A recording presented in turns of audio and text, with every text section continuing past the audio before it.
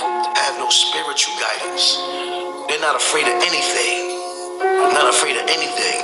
You know what I mean? See, me, I'm a spiritual person. It's like I went through that phase, but not as heavy as the kids now because they don't got no respect or nothing. When I was young, I couldn't curse in front of one of the elder ladies in the building and stuff like that. I held the door and it was respected. It was none of that shit.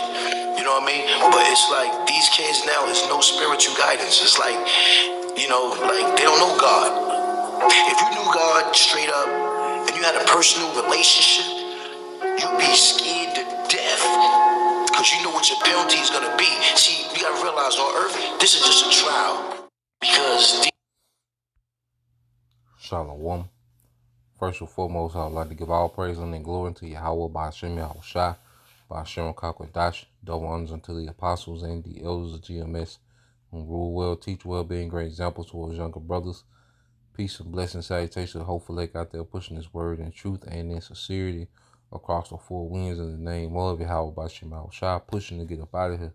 Shalom to the hopeful the believers, the listeners, whom have came back to the obedience of the scriptures through faith in Yahweh by Hashem Yahushua. What I want to get into, all right, this morning, real quick, as you've seen from Ghostface Killer, which he's, one of the older rappers, from back in the day, with the Wu-Tang Clan, and, at the end of the day, rap music played a major part, in the way, the children are today, because it evolved, from the 80s gangster rap, okay, to the trap era, well, to the thug era, then the trap era, and now you have this metro trap degenerate, just bugged out, individuals, amongst our people, okay, and our people have pretty much made death a culture, and our people have been getting further and further and further away from Yahweh Bashim Al-Shai. He made the point, because even, back then, as he was saying, there was a reverence, for the elderly, there was some reverence of respect, there was still some type of spirituality, like Jake still had a reverence for the Most High, like wouldn't get, them niggas wicked, all them niggas wicked, man, because they started, the pretty much the phase into what we in now. They started the trend to what we in now. Okay. But just going back to the era, you wouldn't, Jake had a fear of putting a dress on, putting heels on. There was some type of fear of a higher power in the earth. Even when rap first started, there was still fear, amongst our people, certain things they wouldn't say or wouldn't do. But now it's gone. This is a completely godless generation. And when you go to the book of Proverbs 30 and 11, said there's a generation that curseth their father and doth not bless their mother. Okay? Because now it's a trend, especially in rap culture, to speak down on your father. That's a trend. Nigga went there, nigga ain't shit. If I see the nigga, I might slap him. That's a trend.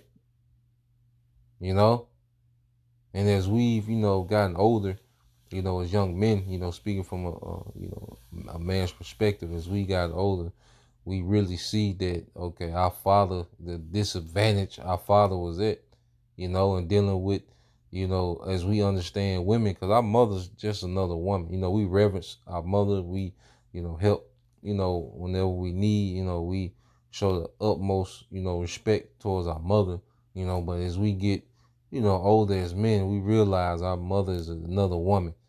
Okay. The woman is so deified here. All right. But we realize she's just another woman.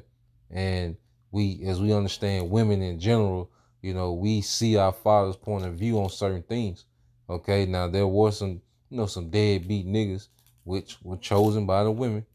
Okay. You can't leave that out. All right. There's some deadbeat, trash, Jakes that just neglect their responsibility. All right. Degenerate, niggas. You see? But there were men that tried to just, because Jake was defenseless, man.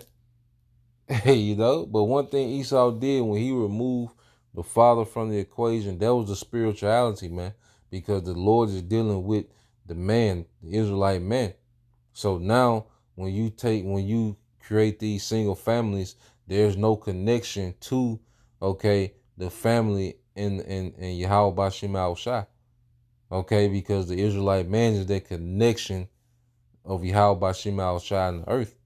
Okay, as you get here, we'll get that. That's why Apostle Paul, remember, he's speaking to, our people that had became, Gentiles through culture. Okay, there was Israelites through blood, through seed line, all right, but they was Gentiles by culture. They was heathen, all right, Hellenists. Okay, so what is Paul's establishing order? This is 1 Corinthians 11:3. It said, but I will have you know that the head of every man is, all right, Homasiach, and the head of the woman is the man, and the head of Homasiach is the Most High. So when they remove the man from the equation, from these families, okay, they took the possibility of a spiritual connection, okay?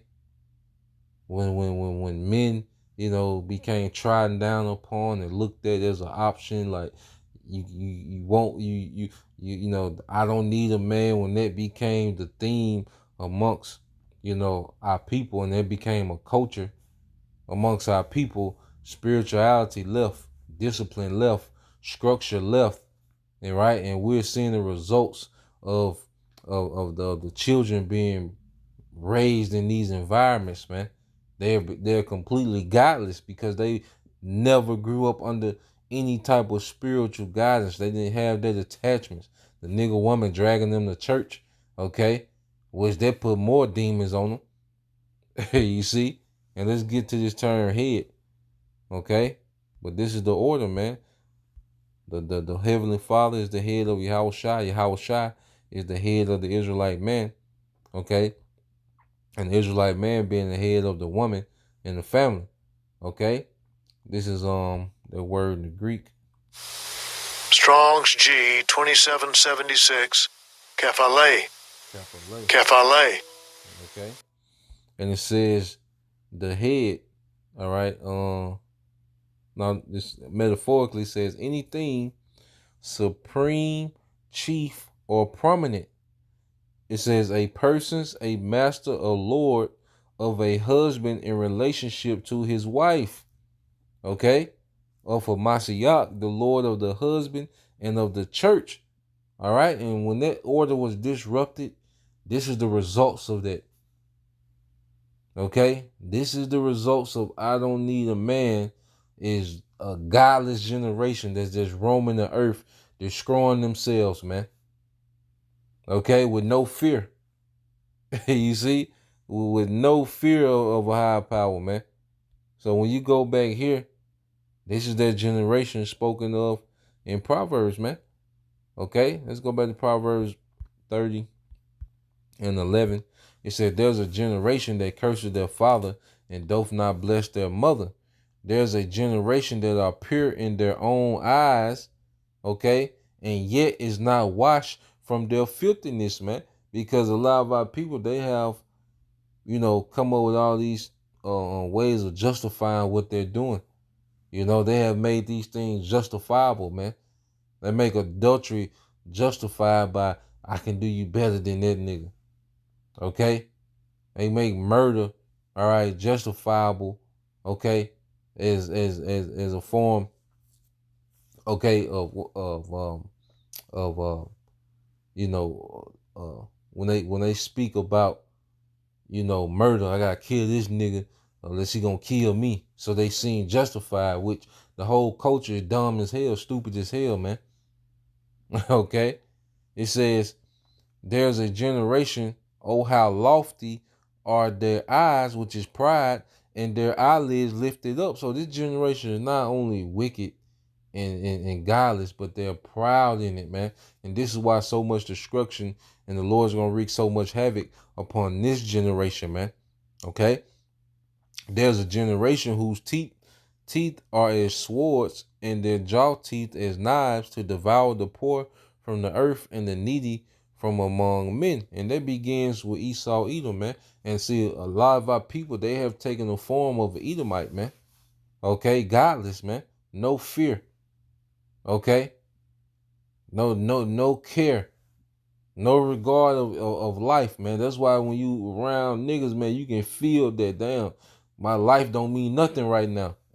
You're around niggas, man.